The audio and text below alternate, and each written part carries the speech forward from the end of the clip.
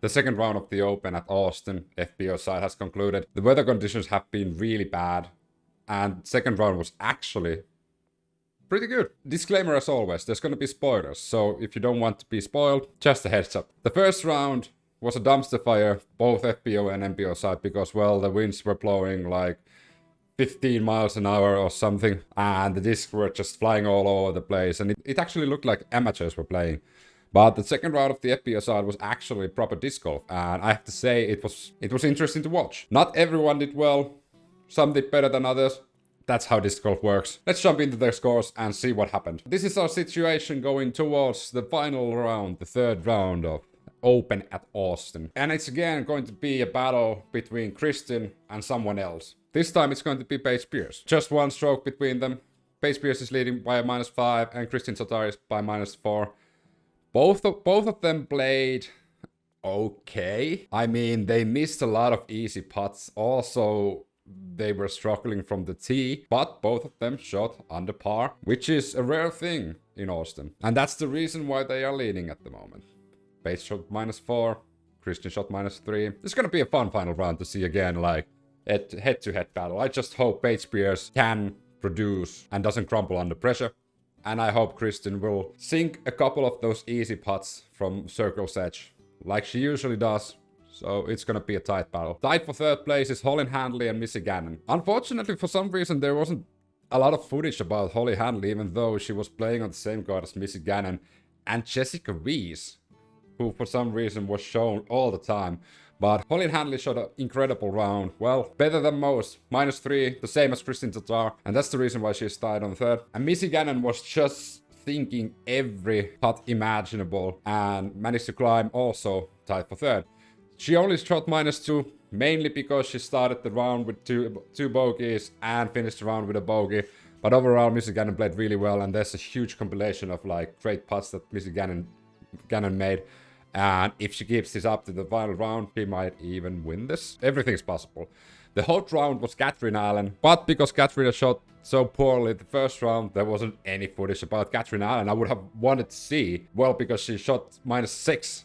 So you would imagine that people wants to see the hot round, at least one of the birdies of the round, but, well, you can't get everything you want all the time. But it's good to see Catrina Allen climbing her way up. She's not too far. If she shots another -6 or even better on the final round, she will be in top 3. And she's Catrina Allen, she can do that. The disappointments on the first round were Hansen and Henna Blomroos. Oh my god. Hansen was struggling a lot. The tee shots were not as good as we expected, and also the putting was really off. So it was a struggle watching Hansen play because, well, she wasn't clearly in her A game. We know Hansen, she can just turn it around because this course actually tutors towards those long distance shots, especially in the Open. So Hansen just needs to do what she does best, which is crush. And Henna Blomroos out of the gate started struggling, like +2 on the first hole, +1 on the second, +1 on the fourth. So it's really hard to build your confidence when you're +4 after 4. The back 9 was better, but still room for improvement because she ended the round with a double bogey and a bogey on 17 and 18. So it can be nerve-wracking to be in the lead card, especially because you know everybody's watching you play. So I completely understand. And Henna's relatively young. She will be around for a long time. She just needs to build her confidence and just practice on those nerves. But the final round is going to be interesting. I am again rooting for Kristin, as always, because a fellow European, blah, blah, blah. Also rooting for Hansen to make a miracle comeback. I might be the only one rooting for Kristin. I've been wondering this for a long time, but a lot of the FPO side commentators, especially the female commentators, really doesn't like Kristin Tattar, which is kind of weird. They're always rooting for the American players. But Kristin Tattar, like, even if she basically parks the shot from the tee, they're just saying, yeah, that was okay. That's weird. That's something I've just noticed, like, within a few tournaments that Kristin's been in. She's getting no love. Kristin deserves love. That was the second round of Austin. As always, subscribe. Hit the bell notification button so you get notified when I upload new videos. Of course, you know when I upload new videos, but there's gonna be more. When I get my discs here in Ireland, we're gonna film some real disc golfing by me. Like the video and comment down below. Who's gonna take it? Paige Pierce, Kristin Tattar, someone else? Who? I want to know.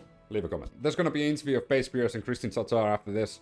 As always, guys, thanks for watching. See you guys on the next one. All right, Paige, congratulations on the effort today. But first I wanted to ask you, how was Willie Nelson's luck reunion yesterday? It was super fun, and I didn't realize like how hard it was to get in, so I felt super fortunate to get the tickets. And you know, I saw so many disc golfers there also. I was wearing this. I went straight from my rounds. I was wearing this and like Paige Pierce. I saw some Connor O'Reilly hats, all kinds of stuff. But yeah, great music, free food, free drinks. It was amazing. So yeah, had a great time.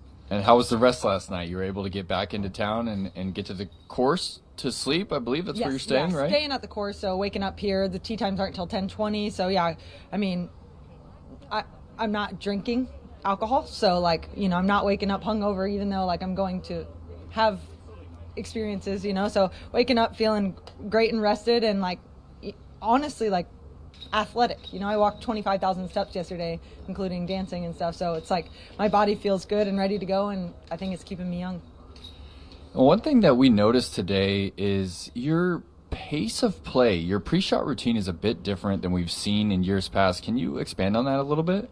Yeah, I kind of talked about it at Waco. Round one at Waco, I think, you know, nerves first round back, and also playing on Jomez this year, I think some nerves got in the way. And also I realized like about 3/4 of the way through that round that that's not how I was practicing this off season. You know, I practiced every single day, and I wasn't standing on the tee pad like contemplating life and all of these shots and angles and all this. I knew my disc, and I threw it, and I feel just so confident and so comfortable. And yeah, I'm just sticking with it because that's how I've been practicing, and I'm feeling it instead of thinking about it, and it's just great. And you were 100% from Circle 1 today. Can you let us into the mind right before your putting? What's the last thing going through your mind? Yeah, so the putting is the one thing I'm sticking with my prior routine on, and that is also just really thoughtless. I spin the disc 4 times, and I'm counting to 4, and I'm just 1, 2, and it's kind of in my head. It's like 1, 2, 3, go. And that alleviates any thoughts from creeping in or anything like that. So I'm taking a little bit more time on the putting green, but yeah, it worked today. That's cool. It was 100%. It didn't feel like super good, but I think it's just because no Circle 2 putts fell today. So yeah. Well, we've got another great battle with Kristin shaping up for tomorrow. Are there any holes that stick out to you that are really going to decide the contest?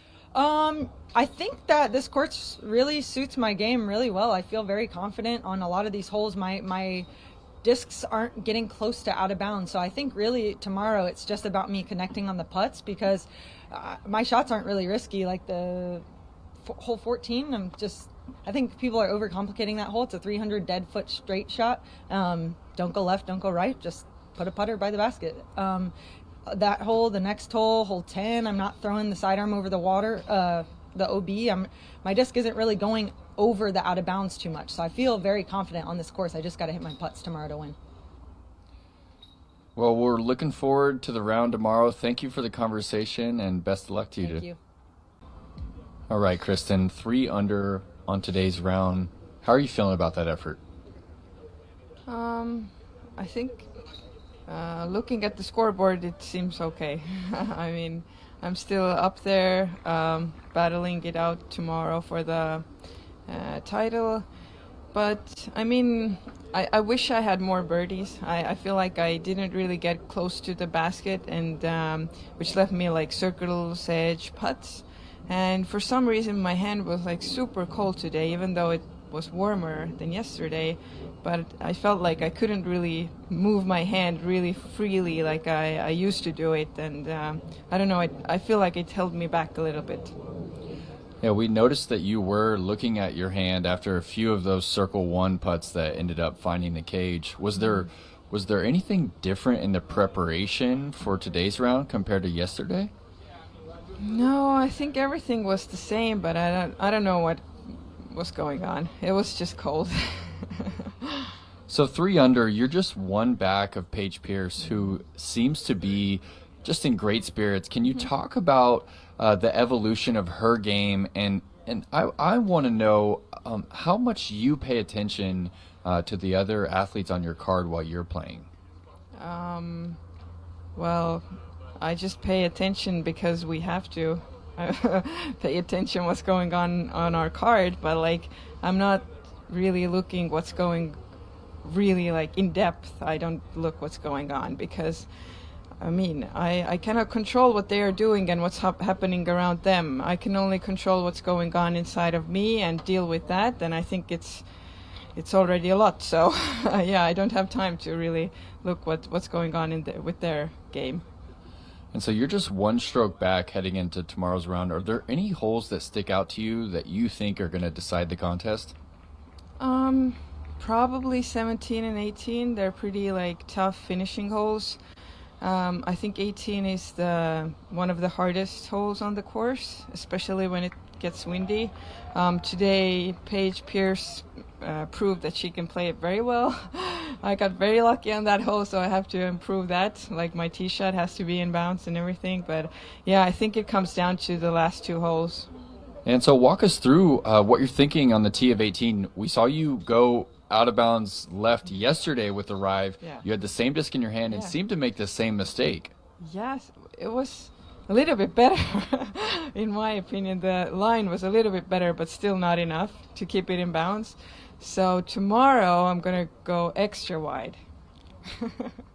All right, we are all looking forward to your battle with Paige Pierce tomorrow. Thank you for the conversation and best of luck. Thank you.